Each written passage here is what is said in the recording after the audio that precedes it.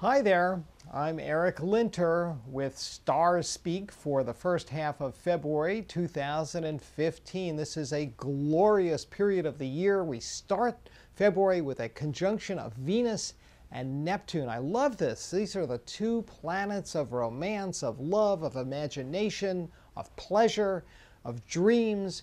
And, if you're in the mood to have a good time or have a spiritual experience or an artistic one at a gallery or museum or to make a painting or even to cook a fabulous dinner, let your imagination run wild, court the ones you love, be passionate about life. What a great way to start a month. The moon is also waxing full, and as it is going to be the full cold moon on Tuesday the 3rd, we're also seeing a harmonious alignment between the Sun and Uranus at this time. You know, a full moon is when the Sun is opposite the moon. And this also means the moon is in harmony with Uranus as well. And this is the planet of technology, of vision of the future. It's a wonderful time really to think about planning your spring garden or vacation plans for summer travel, you name it. Also a wonderful lineup for networking and otherwise, expanding your vision and your social network as well. So this full cold moon on the 3rd really highlights, again, creativity and personal self-expression, how we may contribute to society and involve our friends in this process. We move on later in the week. We see the Sun moving into an opposition with Jupiter at the week's end on Friday the 6th. And here again we have a kind of invitation to think big, to dream, and so really high spirits and a lot of big ideas floating around during this first part of February.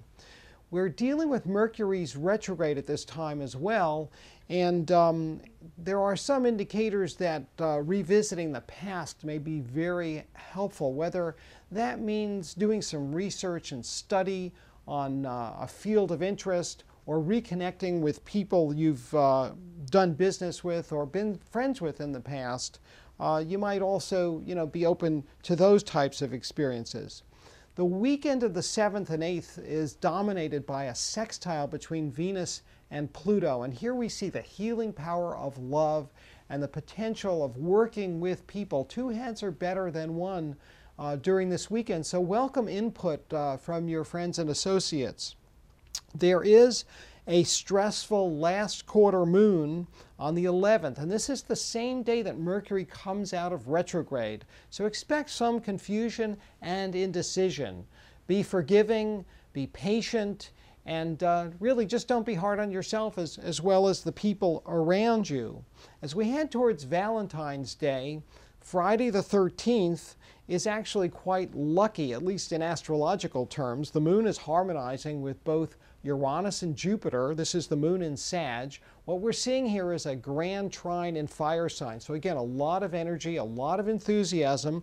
This is the start of the President's Day weekend, so it's a great time for travel if you're able to get away. And the actual aspects on the 14th are a little bit dicey. There are some good ones and some not so good ones. Romance is a little reserved. We have the moon in Capricorn. Traditional kinds of observances, flowers, candy are going to be very popular. And we'll finish up the forecast with the 15th, a day when the moon remains in Capricorn and triggers the ongoing Uranus Pluto square. So folks are likely to be on edge, and some may be quite difficult. You want to walk softly, try not to stir up any, hornet's nest of trouble, and remain cooperative at all times. I want to thank you for being with me today. If you want to contact me, you can shoot me an email at stars@ericlinter.com or call me at 508-541-4115. My daily forecasts are available at the spiritofchange.org website. And remember, I'll be back with another installment looking at the second half of February later in the month. Keep looking up.